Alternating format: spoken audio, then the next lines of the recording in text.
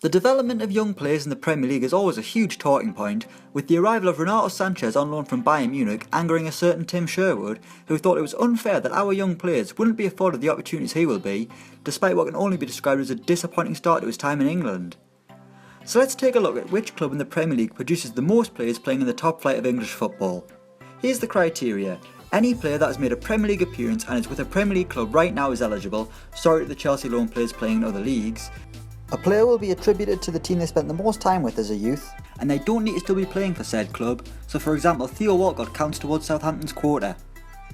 So let's get cracking, first with Huddersfield Town, who sit joint bottom of the pile with just one youth product playing in the Premier League, and that's Philip Billing. And to be fair, we've been slightly cheeky slipping him in here, having arrived from Esbjerg in 2013 as a teenager. Other notable academy graduates are Jack Hunt and Alex Smithies, who are both championship players. Also with one academy graduate is Bournemouth, with Burnley's Sam Vokes seemingly the only Cherries youngster to crack it in the Premier League. It's tough for Bournemouth really, because most players from the area would surely end up with the more reputable Southampton academy instead. And our third team with just one academy graduate is Stoke City, and this is really scraping the barrel. 19-year-old Ollie Shenton has been with Stoke since he joined the academy in 2004 and has one Premier League appearance to his name, coming on in stoppage time in a 4-1 defeat to Manchester City.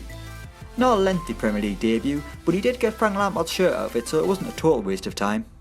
Just two Premier League players have come through the Swansea Academy, but they're both key players for Wales, with Tottenham's Ben Davies and Stoke City's Joe Allen beginning their careers with the Swans. Unfortunately, that's it for Paul Clement's side, but at least they can aid the development of Renato Sanchez and Tammy Abraham. Also with two, we've got Burnley, making them joint 16th in this league, which is where Sean Dyche would happily end every season. Mark Pugh and Jay Rodriguez are flying the flag for the Lancashire Club's academy, playing for Bournemouth and West Brom respectively. In joint 12th with 4 players it's Watford, which can't be too much of a surprise considering the amount of international flair they have on their side. The biggest player to come out of the Hornets Academy has to be Manchester United's Ashley Young, who could only have dreamt of being shot on by a bird at Old Trafford when he was a Watford youngster. Also with 4 players we've got Leicester City, whose side has normally consisted more of Manchester United Academy rejects rather than their own players. Of course, current left-back Ben Chilwell has worked his way up the ranks with the Foxes, and Welsh midfielder Andy King began his professional career with the club, having been released by Chelsea at the age of 15. Next with 4 we've got Brighton Hove Albion.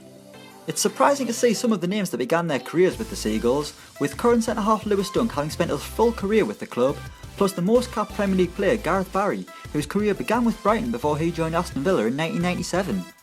Next we've got a surprise, and Manchester City will be disappointed to be so low on the list, with just 4 Man City Academy graduates playing in the Premier League right now, none of which are playing for the club, with the likes of Ben May, Kieran Trippier, Kasper Schmeichel and Tommy Smith spending their youth days in Manchester, but were seemingly unable to make the grade at Eastlands. However, there is hope with the likes of Tosin Adarabioyo and Phil Foden, who are currently on the fringes of the first team. Next we've got West Brom, with 5 youth products playing in the Premier League, although the Baggies have been victims of losing their youth players, with the likes of Izzy Brown and Jerome Sinclair leaving for bigger clubs as youngsters, and they also had Ashley Williams until he was 16 when they decided to release the defender, a decision they probably look back on with a lot of regret.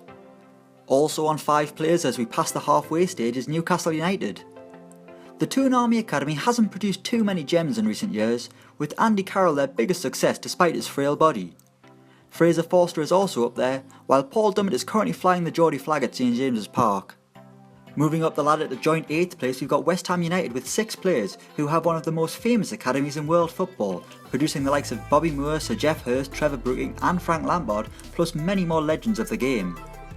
Mark Noble is their main man right now, having risen all the way up from the bottom of the club to the top, going from youth player to club captain, but unfortunately no England caps to show for his efforts.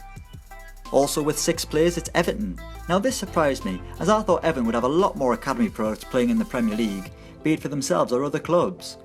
The 2 standout players are Wayne Rooney and Ross Barkley, both at opposite ends of their careers. Then there's also the highly promising Tom Davies, who looks so comfortable playing Premier League football at the age of just 19.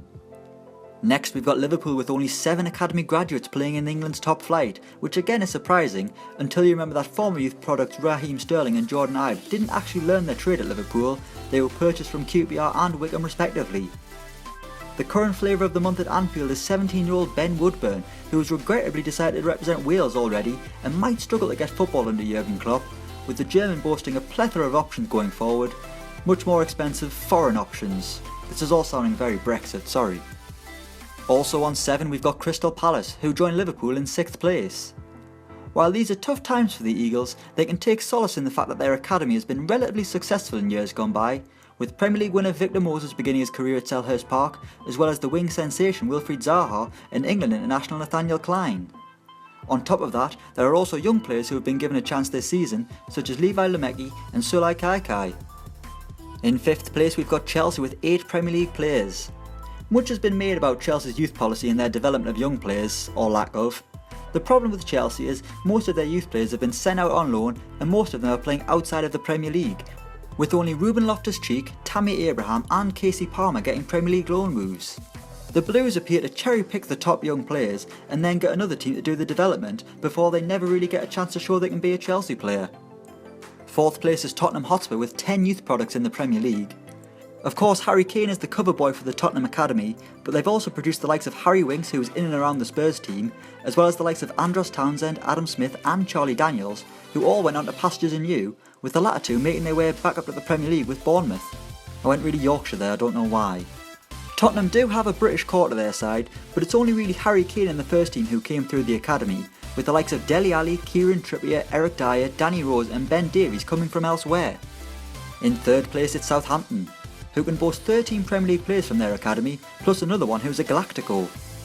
It's no surprise that the Saints are so high on the list, a club that seems to have an endless conveyor belt of talent, a lot of whom have gone on to play in the Champions League for the likes of Arsenal, Liverpool and Manchester United. There are still players coming through the Saints academy, with the likes of Sam McQueen and Josh Sims getting first team opportunities last season. And regrettably we have joint winners no one likes a draw, starting with Manchester United, who have 19 academy representatives playing in the Premier League, although 3 of them do just have 1 Premier League appearance to their name after the final game of the season against Crystal Palace.